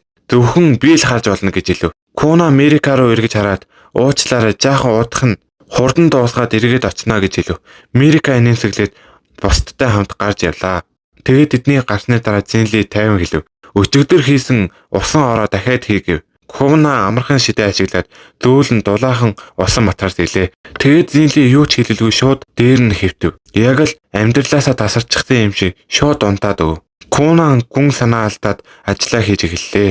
Тэгээд гадна талын сарвчанд Мерика Иког хажууд иш дуудаад аяархан нэг нууцаа ярьж эхлэв. Тэгээд Мерика сүүлийн хэдэн хоног нууцаар сэлвэний бэлтгэл хийж эхэлжээ. Гэхдээ тэр Икод Кунанд битгий хэлээрэй гэж ам өчгөө авав. Ико гайхлаа. Учир нь гүнд сэлэн барьж сурах нь их ховор байлаа. Гэхдээ тэр толгой тохиж за би хүнд ч хэлэхгүй гэж зөвшөөрөв.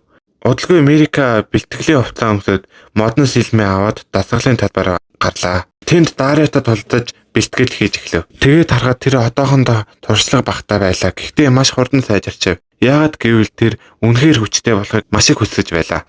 Тэр Кунаны хажууд зогсох хүн болохыг хүсэж. Кунан баатрын тэмдэгтэй учраас ирээдүйд алдар нэрт заавал хүрнэ. Тэгээд хэрэг хүмүүс тэднийг ижил төвшний хүмүүс гэж хараасаа гэвэл өөрөө ч гэсэн хүч чадал, уур чадвараараа өөрийн байр суурийг олох хэрэгтэй байлаа. Дээд давхарт Кунан хуучин бичгүүдээ өмнө бүхий суусаар байв. Тэр эртний хуудсыг ойлгох гэж маш их хичээж байлаа. Гэхдээ бичиг нь аимшигтай муухай байв. Үсэг үү, зураг уу гэдгийг ялгахад ч хэцүү. Заримдаа бүр эн чинь бичиг юм уу? Эсвэл хэн нэгэн уурлаа зараачихсан юм уу гэж бодмоор байлаа. Тэгэд Кунаныг хамгийн ойлгомжгүй бичгийг тайлбарлах гэж зовж байхад Зинли нойр насаас ирлээ. Тэр бүрэн амарсан харагдажээ. Кунан руу хараад хэр хийв гэж асуулаа. Тал хүртэл нь доосон гэж хариулав. Гэтэл магтаал сонсохын оронд Зинли шууд сохор хүнч чамаас хурдан хийх байсан гэж хэлв. Тэгэд Кунанд бас шууд хариулав. Ийм юм унших гэж оролдвол хинч сохорно. Таны бичиг шавард өнгөрсөн өөдч хуудсан дээр өнхөрсөн ч үүнээс илүү ойлгомжтой харагдана гэж хэлв. Зинли хөмсгөл ангитаад миний гайхамшигтай бичгийг тийм жижиг шавьчтай битгий харьцуул гэж хэлв. Тэгэд Кунан мөрөө авчаад тэгвэл энэ өнөө хийж байгаа ажлынхаа төлбөрийн нэхэмжлэлийг би заавал явуулна шүү гэв. Зинли ингэж их өнгөрч болохгүй. Энд чинь бас ургалтын нэг хэсэг гэж хэлв. Кунан гайхаж яаж вэ гэж асуув. Ном уншаад мэдсэн зүйл төр зургийн байдаг. Цаг өнгөрөхөөр амархан мартагддаг. Гэхдээ тархичин өөрөө хүч гаргаж ойлгож гарчин өөрөө бичиж байвал тэр мэдлэг илүү хүн үлддэг. Тэгэд амархан алга болдоггүй гэв. Тэгэд Кунан сая ойлголоо. Тэгэхээр энэ бас сургалтын нэг юм байна гэж бодоод чимээгүй толгоогоо дохив. Хэдий утгагүй мэд санагдсан ч үнэндээ хэрэгтэй зүйл гэжээ. Орой болоход Зинли явхад бэлдэв. Тэр дараагийн удаа ирэхээс өмнө үлдсэн ажлаа бүгднгийн дуусгараа гэж хэлв. Гэхдээ гарахын өмнө Кунан түүнийг загсав. Тэр нэг бичиг бэлдэж нэг бичиг дээр хачин тэмдгийг заагаад энэ нэг шид шиг харагдаад байна. Энэ яг юу юм бэ гэж асуулаа. Зинли түр бодож байснаа. Үүнийг тайлбарлаж суухаас үзүүлсэн нь хурдан гэж хэлв. Тэгээд дараагийн удаа нийслэл дээр ирээрээ би өөрөө үзүүлж өгнө гэв. Куна үүнийг сонсоод маш их баярлав. Тэгээд тэр шууд гүнжир өргөж би удахгүй дахиж ирнэ гэж амлав. Маргааш өглөө Куна нийслэл рүү буцаж явлаа. Тэгээд дахин харц амхагт орохоор бэлдэв. Түүнийг ирэхэд хааны шилдэнгүүд бүгд тойрон хүрээлв. Тэд маш их баяртай байлаа. Дахиад ирлээ. Юу болсон бэ? Өнөөдөр юу хийх вэ гэж бүгд зэрэг асуулаа. Гэхдээ Кунан ам нээж амжаагүй байхад Зинли гарч ирээд намайг даг гэж хэлв. Тэгээд Хелга айсан царайтаагаар Зинлиг зогсоогоод та үнэхээр Кунаныг тэр өрөөнд оруулах гэж байгаа юм уу? Тэр чөлтөрийн өрөөнд гэж асуулаа. Гэхдээ Зинли юу ч хэлсэнгүй. Зинли Кунанд усан ороо дахиад гарга гэж хэлв. Кунан ямар ч асуудалгүй шууд шидээ гаргаад тэгээд усан ор гарч ирмэгт их сониуч байсан бүх шавнар нэг нэгээрээ шууд унтаад чангаар хөрхөрч эхлэв. Тэгээд тэр шатаар дээш үргэлжлэн алхлаа. Явж байхдаа Зинли гинэт Кунан руу эргэж чи шидэт зэвсгийн талаар мэдэх үү гэж асуулаа. Шидэт зэвсэг гэдэг бол хүний эд шидийг дамжуулж ашиглах онцгой зэвсэг гэв. Зинли сэтгэл хангалуун толгой дохив. Зарим шидэтгэнгүүдийн ажил зөвхөн хааны шидэтэнд зориулж шидэт зэвсэг хийх байдаг гэж тайлбарлав. Ингээд тэр өөрийн ажлын өрөөний хаалгыг нээлээ. Дотор нь тоос шороо ихтэй хан дүүрэн хуйлмал бичиг хаасаагүй ном аваарсан байв. Кунаны нүд шууд гэрэлтлээ. Тэр маш их догдлож нэг хуйлмал бичгийг нээгээд дараагийнх нь үзээд дахин сонирхож үзэж эхлэв. Тэнд өмнө нь хідэж харж байгаагүй маш олон шин шид байлаа. Тэгээд улам гүн ухаж үзтэл маш ховор ид шидийн ном боллоо. За одоо би тань талаа ашиглаад заавал энэ номыг амнаа гэж хэлв. Би энд үрд амьдрмаар байна гэж Зинлид хэллээ. Зинли энийгээд энд амьдрах хэрэггүй. Нэг өдөр бүх газар чинийх болж магадгүй гэв. Тэгэд тэр өөрийн голд байсан нэг хайрцаг руу заалаа. Би олон сарын турш нэг шидэт төхөөрөмжийг хийж байгаа. Өчигдөр чиний харсан тэр зураг бол энэ бүтээлийн зураг байсан гэж хэлв. Куна урагш очоод хайрцгийг нээлээ. Гэтэл дотор нь юу ч байсангүй. Тэр гайхаад дээш хартал. Энэ чинь яг юу хийдэг юм бэ гэж асуулаа. Зинли тайлбарлав. Би хүмүүсийг юу ч хийхгүй хүссэн зүйлээ авах машиныг хийж байгаа гэв. Тэгээд жишээ хэлв. Хэрэв хүн алим хүсвэл энэ машин алим гаргаж өгнө гэж хэлв. Тэгвэл надад би гаргадаг машин байвал гоё юм байна гэж баяртай хэлв. Зинли толгой дахин чиний усны эд шидээр бид одоо туршилтаа эхлүүлж чадна. Магадгүй дараа нь хүмүүст ашиглуулж болно гэж хэлв. Тэгээд миний газрын эд шид гаднах хүрээг хийн. Харин чиний усны хяналт доторх нарийн хэсгүүдийг шийтгэд төгс тохирно гэж хэлв. Куна энэ зүйл үнэхээр том өөрчлөлт авчрахыг ойлголоо. За би хамт хийнэ гэж зөвшөөрөв. Удалгүй тэд доош бууж өдрийн хоол идэхээр явлаа. Тэнд шидэтгэнгүүдийн сургуулийн захирал Кунантай ярьж эхлэв. Тэр дэлхийн өндөг болон бүрээс шидэтгэнгүүд цугларч суралцдаг маш алдартай шидийн сургууль байдаг тухай ярилцав. Бараг дамаг шиг газар байлаа. Куна өмнө нь огт сонсож байгаагүй учраас маш их догтлоо. Гэхдээ Зинли яарах хэрэггүй гэж хэлв. Тэр сургууль зөвхөн 12-оос дээш настай шидэтгэнгүүд элсэх эрхтэй. Чи одоо дөнгөж 10 настай. Тэгэхээр одоохондоо юу ч хийж чадахгүй гэв. Тэгээд 2 жил маш хурдан өнгөрлөө. Эцэст нь Зинли Кунаныг шалгах өдөр ирэв. Тэнд Мерика болон бусад хүмүүсийн өмнө зогсож байлаа. Зинли ямар ч довтлогоо хийсэн усны эд шидээр хариулахад бэлэн зогсов. Зинли учиртай инээмсэглээд газрын хурц өнцгүүдийг олон удаа зэрэг шидэв. Тэр өргөсөд Куна руу маш хурдан нисэн ирлээ. Гэхдээ Куна огт сандарсангүй. Тэр олон шидийг хамтд нь ашиглаж усны тослуудыг үүсгэж тэр цохилтыг шингээж авлаа. Тэгэд тэр хүчийг нь буцаагаад асар том давлгаа болгон эргүүлж зуунлагийн хөлний өмнө хүчтэй мөргөлдүүлв. Зинли инээмсэглээд чи шалгалтыг давлаа гэж хэлв. Тэгэд Куна маш их хичээж байж сонсохыг хүссэн тэр үгээ сонсоод үнэхээр баяртай байв. Шалгалт дуусны дараа тэд бүгдээрээ гэрлүүгээ буцлаа. Тэгээд Ико нэг шидэт тоогоо гаргаж ирэв. Тэр тоогоо зөвхөн ид шидээр шууд нэгэн фай гаргаж чаддаг байлаа. Мерика нэг хазаж үзээд яг зуухнаас дөнгөж гарсан юм шиг амттай байна гэж хэлв. Куна ч бас толгой тохив. Манай энэ бүтээл зах зээл дээр үнэхээр маш амжилттай болжээ гэж хэлв. Тэр бас гомдлоо. Гэхдээ надад нэг ч заас ирээгүй шүү. Ашиг нь бүгд яагаад ч юм Зинлигийн халаас руу шууд орчихдаг гэж хэлв. Тэгээд бүгд инээлдэв. Дараа нь ажлын өрөөнд Мерика эргэн тойрноо хараад Куна Зинли хоёр аль хэдийн 5-аас илүү амжилттай шидэт төхөөрөмж хамт хийсэн байна гэж хэлв. Куна нэмээд одоо бас дахиад нэг шин төхөөрөмж хийж байгаа. Тэгээд хамгийн сүүлийн шидийн номонд бид 5 шин шидийн онол хүртэл хийсэн гэж хэлв. Зинли түүн рүү хараад дуусаагүй байгаа тэр төхөөрөмжийн талаар одоо санаа зовох хэрэггүй гэж хэлв. Чи энэ хавар 12 хүрнэ. Одоо шидийн сургуульд ороход бэлдэх хэрэгтэй гэв. Эхэндээ Куна шууд татгалзав. Явахгүй. Надад хэрэгтэй ганц багш бол та гэж хэлв. Гэтэ Тэнли тайлбарлав. Би газрын ээж шид хэрэгэлдэг хүн. Усны ээж шидийн талаар чамд зааж чадах зүйл маань бас хязгаар бий. Тэгээд энэ дэлхийн маш том шидийн сургууль маш хүчтэй усны шиддэнгүүд олон бий гэж хэлв. Куна одоо ч эргэлзээр байлаа. Тэгээд Мирика түнд хамгийн сүүлийн түлхэж өглөө. Тэр яв. Тэгээд үнэхээр агуу шидтэй болоод ир гэж хэлв. Дараа дахин уулзах үед би ч бас өөрийгөө хөгжүүлэн байна. Чиний хажууд зогсох хүн зэнтэй эмэгтэй болно гэж амлав. Тэр шөнө Кунан Зенлитэй сүүлчийн мэндчилгээ хийж дуусаад өөрийн өрөөндөө ботож ирлээ. Тэгээд сүүлийн хэдэн жилийг бодож суулаа. Тэр нүдэрээ харалгүй ертөнцийг мэдэж сураад маш удаж хамгийн том өрөөдлөө бараг мартчихжээ. Өөртөө жинхэнэ ажилдаг нүд бүтээх. Энэ бол түүний хамгийн том хүсэл байлаа. Энэ мөрөөдөө биелүүлэхэд бол илүү хүчтэй шийдтэн болох хэрэгтэй. Харин тэр зөвхөн жинхэнэ усны эд шидийн мэрэгжилтнээр заалгавал тохиромжтой байв. Хэдэн өдөр өнгөрөв. Куна өөртөө жинхэнэ нүд бүтээх тухай бодолд бүрэн автжээ. Тэр зогсохгүй торшив. Дахин алдав. Дахин бүтлгүүдэв. Гэхдээ бууж өгсөнгүй. Тэгээд нам гүм өглөө гинэт бүх зүйл ойлгомжтой болов. Тэр хэтэрхий төвөгтэй аргаар бодож байснаа ойлгов. Хариулт нь үнэндээ маш энгийн байжээ. Түүнд хэрэгтэй зүйл бол эрдэл тал байв. ертөнцийг ойлгож дүрсийг ойлгуулах зүйл. Талин дүрсийг ойлгож түүнийг шууд тархинд дамжуулж чадна. Тэгээд тэр энэ л зөв гэж мэдлээ. Шууд ажилдаа орж ид шидээ ажиллуулж эхлэв. Удалгүй тэр амьдралдаа анх удаа нүдэ нэлээ. Тэгээд урд байгаа ертөнцийг харав. Нулимс өөрийн ирэхгүй урсаж эхлэв. Энэ бас түүний амьдралдаа анхны удаа мэдэрч байгаа зүйл байлаа. Тэр номнуудыг харлаа, өрөөгөө харлаа.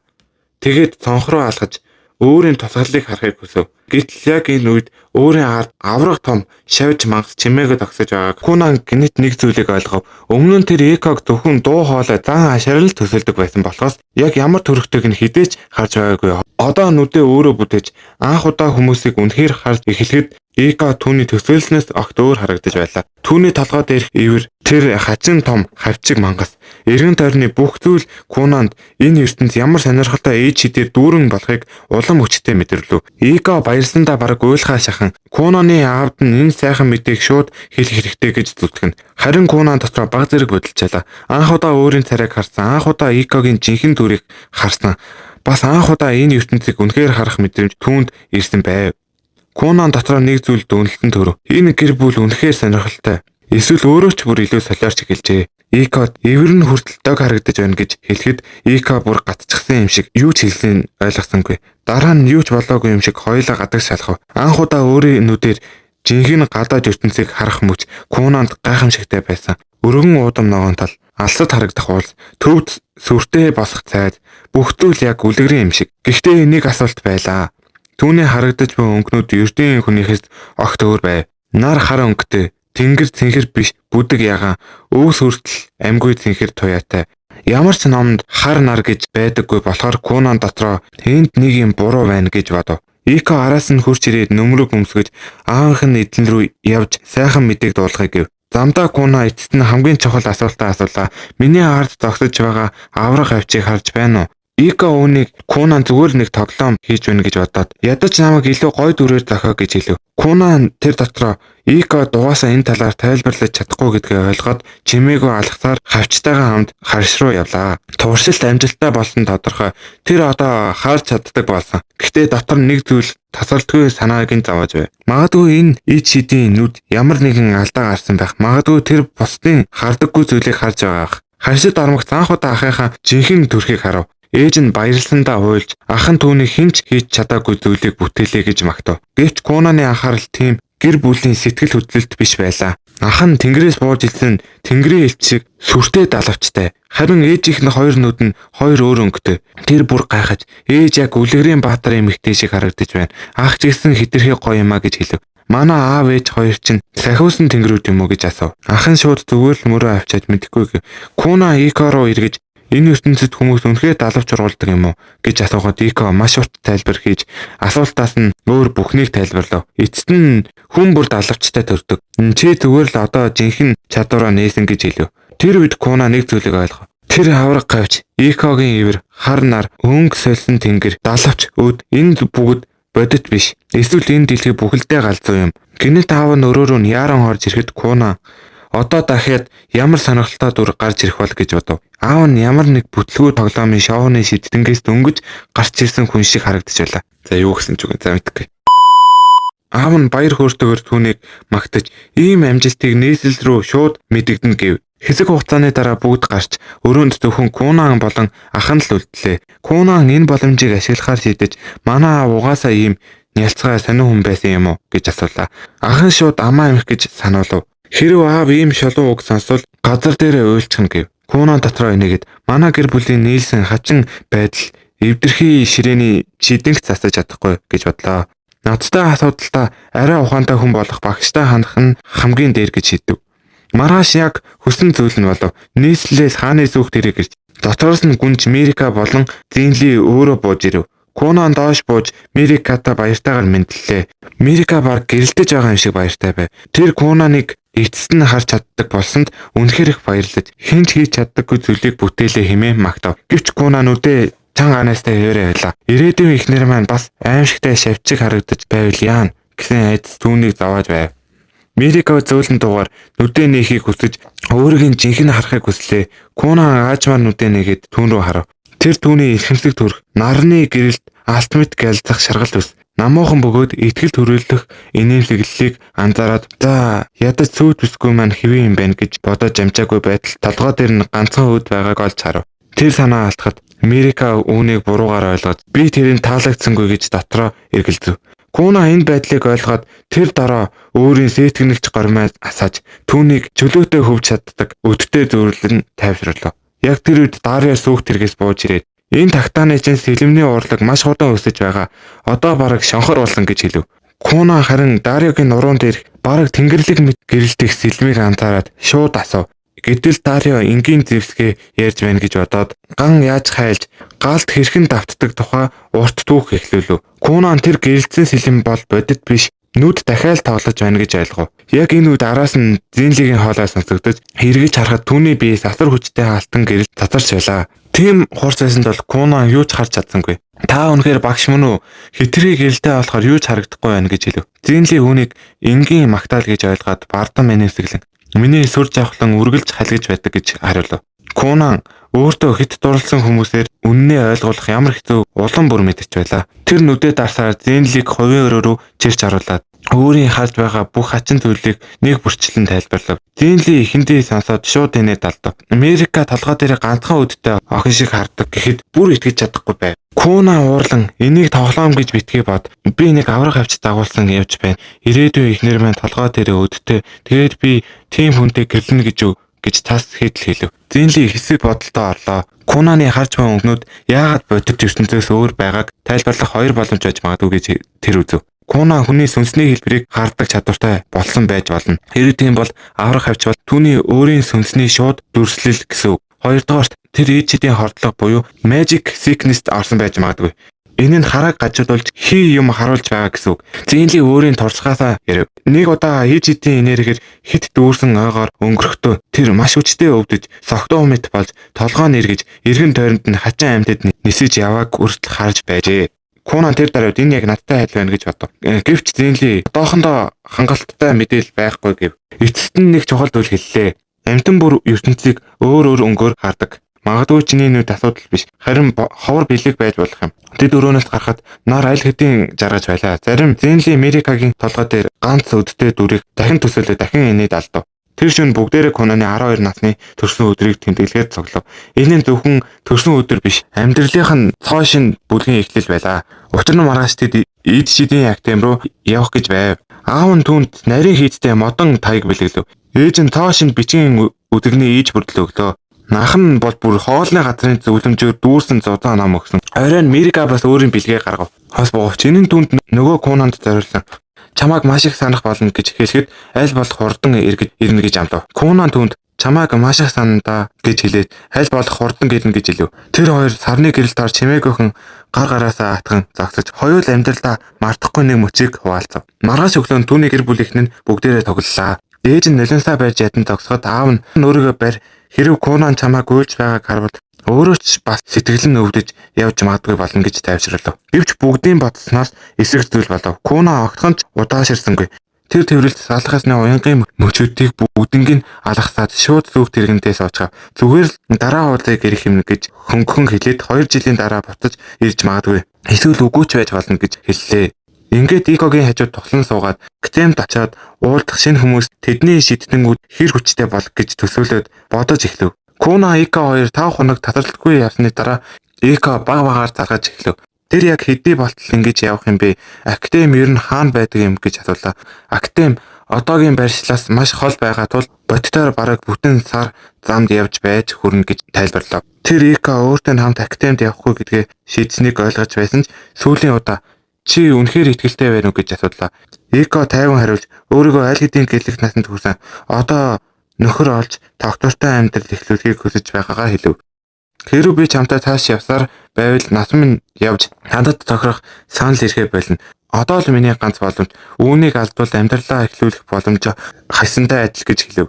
Куна баг зэрэг гэмшүүлэх маягаар чи намайг чамгүйгээр үнэхээр зүгээр байж чадна гэж бодож байна уу гэж асуув. Ника шууд хариу цогт өглөө. Хэрвээ үнэхээр тэгж бодож байгаа бол гүнж Мерикаг хойшин тавиад намайг сүйд бүсгүйгээ болгоход бэлэн үү? Кунан тэр дараа чимээгүй болов. Энэ асуулт түүнд нэг ч хариу байсангүй. Тэр тонхороо хартаа шилжүүлээд алсад өвөөгийнх нь харагдаж байгааг анзаарав. Тэр эцэст нь хурж ирээд Куна хамгийн сүүлд энэ тэгдээ ирсний санахыг оролдов. Ика бол яг таг санаж байлаа. Кунан бүх гэр бүлээ хүчээр шахуу дагуулж энд ирсэн гэж сануулав. Учир нь нөгөө нь асар том ид шидийн номын санта гэдгийг мэдсэн даруйда Кунан бүр ухаанаа алдсан мэт болж шидийг эзэмших ямар ч хамаагүй аргыг хайж гэлсэн байжээ. Тэр үед гэр бүлээ зөвшөөрөхийн тулд ичмээр драматай бараг viral dance шиг бүжиг хүртэл хийж байж энд ирэх зөвшөөрөл авсан аж. Куна инээлцэглэж байтал хаалга нээгдэж өвөө нь гараад илгээж гарч ирээд чамааг аимшигтай их саналаа гэж чангаар зарлав. Куна ч мөн адил халуун дотноор гүйж очоод шууд цэвэрч авлаа.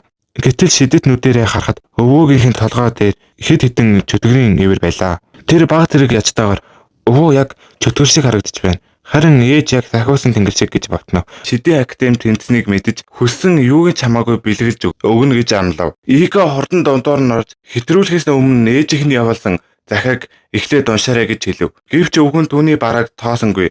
Кунанаас үнэт хэдлийн чулуу хүсэж байна уу гэж асуусаар бүр шууд үнэт хэдлийн худалдаа чинь дуутахаар болов. Ика ахин зогсоож охиныхоо захиаг төрүүлж уншихыг шаардахад өвгөн түүнийг дагуулan ажлын өрөөндөө орлоо.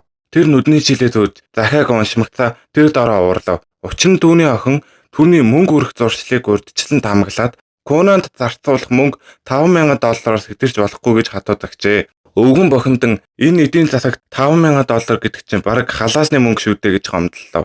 Куна би дөнгөж 12 настай шүү дээ. Гэхдээ Иког нэмээд $5,000 бид хоёрын 2 сарын цалинтай тэнцэн гэв. Гэвч өвөн тансаг зүйл анх хотлоо орхисонгүй. Ээжээс чинь нууцаар авчхад яавал гэжтэй гэж Кунанд шивнэв. Харин Куна яг одоо хүсэж байгаа ганц зүйл нь шинэ үйлчлэгч гэж хэлв. Учир нь Ико таашид түүнтэй хамт үлдэхгүй байлаа. Өвөн тэр дараа шинэ үйлчлэгч Риког танилцуулсан бөгөөд тэр нь Икогийн дүү байж таарав. Мөн их чигээ духан дээр ивэртэй. Рико элдгэр мэдлээд ихчийнхээ санал болгосон энэ ажлыг авсан. Бос цалин боломжийн болохоор зөвшөөрсөн гэж тайлбарлав. Тэр хуримдаа мөнгө хоримтлуулж байгаа бөгөөд хэдийн сүйд залуутай болоо учраас ямар нэг сони юм сонирхолгүй гэдгээ шууд хэлв. Кунанч түүнийг тайвшруулж өөрт нь ч ихсэн хайртай сүйд бүсгүй би. Тиймээс хүн хамтрагчаа бүхнээс илүү эрхэмлдэг ёстой гэж хэлв. Актемийн бүх охтууд Кунанд дурлаж магадгүй гэж боддог байлаа. Тэр үнэхээр гоё ярьдаг болохоор том болоод охтын зүрх шархлуулсан хүү болж мэднэ гэж Икогийн дүү тоглоомоор хэлв. Ико үнийг сонсоод за болдоо Кунан яг л сахиусан тэнгэр шиг сайн хүү. Тэр хизээч тийм зүйл хийхгүй гэж ууртай хэлв. Маргааш нь Кунан бүх юмаа цүнхэлж дуусаад явахтаа бэлдэв. Тэр үед Ика өрөөнд орж ирээд тэрэг болчихсон гадаа хүлээж байна гэж хэлв. Кунан Икод чин сэтгэлээсээ баярлаа гэж хэлв. Та надад үргэлж тусалсаар ирсэн. Таны дэмжлэг байгаагүй бол би өдөө зэрэгтэй ийм хүн болж чадахгүй байсан гэж хэллээ. Тэгэд Кунан би дахиж уулзах хүртлээр хэдэн жил ч өнгөрч магадгүй гэж хэлв. Ико энэгэд санаа зовлтгүй би чамайг хүлээж л байна. Магадгүй тэр үед би аль хэдийн гэрэлжсэн хүүхдэд тэрвэрчсэн байж ч магадгүй гэж хэлв. Тэд бие чанга тэрвэрлээ. Дараа нь Кунан Рикотой хамт тэргэнд суулаа. Өвмөн сандарч битгий явалда манайд нууцаар үлдээд амьдарч болно шүү дээ гэж гойв. Гэхдээ Куна юу ч хэлсэнгүй. Жолоочод явах тохиолдлоо. Тэрэг хөдөлж өвөө болон Ико хоёр нь гадаа үлдээд явлаа. Замдаа Куна Рикоор хараад чи үнэхээр сүд залуутайгаа ийм олон жил хамт байж чадахгүй зүгээр үү? Та хоёр удаан хугацаанд уулзахгүй шүү дээ гэж асуув. Рико тайвнаар инээгээд "Зүгээрээ би энэ талаар аль хэдийн тэрнтэй ярилцчихсан. Бид хоёр хамтдаа бизнес хийхээр мөнгийг цуглуулж байгаа болохоор энэ мөнгө хэрэгтэй" гэж хэлв. Кунан сонирхоод "Ямар дэлгүүр нээх гэж байгаа юм бэ" гэж асуув. Рико "Бид ресторан нээхээр шийдсэн. Би хоол хийх үнэхээр дуртай. Хэрвээ бүтлгүүтвэл магадгүй хоолны нэвтрүүлэгт орж дэлхийд алдартай тогоочоор загнуулж мөнгө олж магадгүй гэж инээж хэлв. Өдөр хоногуд өнгөрсөөр тэр зорьсон газартаа улам ойртлоо. Эцэст нь тэд ид шидэрийн халдартай Дурашик гэдэг хаан тулс дээр ирэв. Тэр гудамжинд алхаж явахдаа Рико энэ хотын бараг бүх зүйл нь ид шидтэй холбоотойг анзаарав. Тэгээд нэг дэлгүүрийн хажуугаар өнгөрч байхдаа Кунан цонхон дээр нь тавьсан олон сонирхолтой ид шидийн намыг олж харав. Тэр шууд дотгош орж намнуудыг үдэж эхлэв. Тэр маш их гайхаж баярлаж байлаа. Учир нь маш олон янзын ховор нам бай. "Эднэр юугаараа тийм онцгой юм бэ? Танаа өвөгийн номын санд аль хэдийн маш олон мянган ном байдаг үстэй" гэж асуулаа. Кунан "Би өвөгийнхөө бүх номыг аль хэдийн уншчихсан. Гэхдээ ид шидийн тухай цэвэр тийм ч олон ном байдгүй. Харин энэ дэлгүүрт зөвхөн ид шидийн номоор дүүрэн байна. Зарим нь маш ховор" гэж тайлбарлав. "Тэгвэл чи эндээс нэг ном авах юм уу" гэж асуув. Кунан инээгээд "Аавна гэвэл маш их мөнгө хэрэгтэй" гэж хэлв. Рико нэг номын үнийг нууцаар харчаад бараг амьсгаан татаргаа шахав. Ганцхан ном $5 сая үнэтэй байлаа. Тэр "Ийм их мөнгийг би хэдэн нас амьдралаач олж чадахгүй байх. Үүний 4/1 мөнгө байсан ч ресторан нээгээд дээрс нь хэдэн салбар нээгээд бараг тэр мөнгө нь үлдэнэ" гэж хэлв. Кунан инээгээд "Эдгээр ид шидийн номнууд бүгд ганцхан хувилбартай, маш онцгой. Тийм болохоор ийм аимшигтай үнэтэй байгаа юм" гэж хэллээ. Тэгээд тэр гарах гэж байтал нүдний шилтэй нэг эмэгтэй тэтэн дээр ирэв. Тэр эмэгтэй Кунанаас "Чи академид сурдаг юм уу" гэж асуулаа. Кунан илтгэр инээмсэглээд "Одоохондоо би зүгээр л эслэх гэж байгаа хөхөөд" гэж хариулав. Эмэгтэй сонирхсан харцаар түн рүү хараад "Тэгвэл чи ямар ид шидийг чаддгаа надад өдүүлээч" гэж хэлв. Кунан жаахан гайхуулъя гэж бодоод ид шидээ өхөөрдөм жижигхэн муужгаа олгов. Энэ нь яг оновчтой байлаа. Нүдний шилтэй эмэгтэй тэр дараа муурыг тэрэн авч эрхлүүлж эхлээд "Энэ чинь миний харж байсан хамгийн хөөрхөн зүйлсийн нэг байна" гэж баярлав. Кунан түүнээс "Та бас илбчин үү" гэж асуухад тэр инээмсэглэн "Өөрт нь хангалттай авьяас заяагүй" гэж хэлв. Гэхдээ ид шидэд үнэхээр дуртай учраас энэ салбарт ажиллахаар шийдсэн гэж хэлв. Тэр нэмж хэлэхдээ "Энэ жил бүр онцгой жил болох нэ" гэнэ. Учир нь ариун хаан тулсын гэгэнтэг хүртэл академид дэлсгээр ирж байжээ. Дараа нь домогт шиддэн Зинлигийн бичсэн анхны хэвлэлийн ном хэмээн нэг зузаан ном гаргаж ирээд Кунанд тусгай хямдралтайгаар зарах санал тавив. Гэвч Кунан илгээр татгалзаад Рикотой хамт гарч чадав. Рико гайхаад "Яагаад ийм сайхан санал байхад аваагүй юм бэ" гэж асуухад Кунан тайван хариу барив. "Тэр ном бараг миний өөрийн гараар хийсэн хувилбар байх магадлалтай. Би Зинлитэй хамтран ажиллаж байхдаа ийм зүйлсийг хийдэг байсан. Удалгүй тэр бүх төрлийн хувцас зардаг өөр нэгэн дэлгүүрт орлоо." Рико янз бүрийн хувцас өмсөн үдэж байхад Кунан дааман өслөг эдлүүдийг гараар тэмдрэн бүтэц мэдрэмжийг нь шалгаж байв. Тэр дэлгүүрийн эзнээс "Энэ үс ямар амьтных вэ" гэж асуухад Dark Fox гэдэг амьтных гэж хариулв. Кунан хэсэг зогсноо. Гинэт яг тэр Dark Fox-ыг өмнө нь бүтээчихв. Дэлгүүрийн эзэн бараг цочин өсөрч учир нь амьтан яг бодит мэдрэгдэж байлаа. Хурц үзэхэд үнэхээр амьд юм шиг байв. Кунан зүгээр л "Би ямар нэгэн зүйлийг яг хэрхэн мэдэрдгийг бүрэн ойлгвол дахин бүтээж чадна" гэж тайлбарлав. Харин дэлгүүрийн эзний бодол өөр тийшээ явж эвгүй инээмсэглээд "Тэгвэл эмэгтэй хүн бүтээж өгж болох уу" гэж асуув. Тэр үг Риког шууд дэлбэлв. Өөрийгөө хянаачаа гэж уурлан хашигчиж тэр хүнийг шууд доромжлон "Тэнэг малвэ" гэж хэлээд дэлгүүрээс гарч одлоо. Ингээд тэр жижиг хотыг орхиж дараагийн нийслэл рүү хөдлөлөө. Хэд хоногийн аяллаа дараа тэд эцэст нь хурж ирээд Кунаны төсөөлж байснаас хэд дахин сүрлэг авраг ид шидийн академид түүнийг өгтөв. Рико одоо байрлах асуудал яах вэ гэж асуугаад Кунан тайвнаар "Санаа зовлтгүй, дотор байранд хамтдаа өрөө авъя" гэж хэлв. Гэвч дотогч чармагт тэдний өөдрөг байдал шууд нурлаа. Хүлээн авагч эмэгтэй бүх дотор байр аль хэдийн дүүрсэн ийм хүсэлтэд эрт өгөх ёстой байсан гэж хэлв. Яахаа мэдэхгүй гарч ирэхэд Рико тэгвэл зочид буудалд орцгоё гэж санал болгов. Гэвч Кунан толгоос ихсэрч "Бид энд хэдэн жил амьдрах ёстой. Зочид буудал удаан байвал мөнгө хурдан дуусна" гэж хэлв. Тэр түрээсийн байрах айх талаар бодож эхлэв.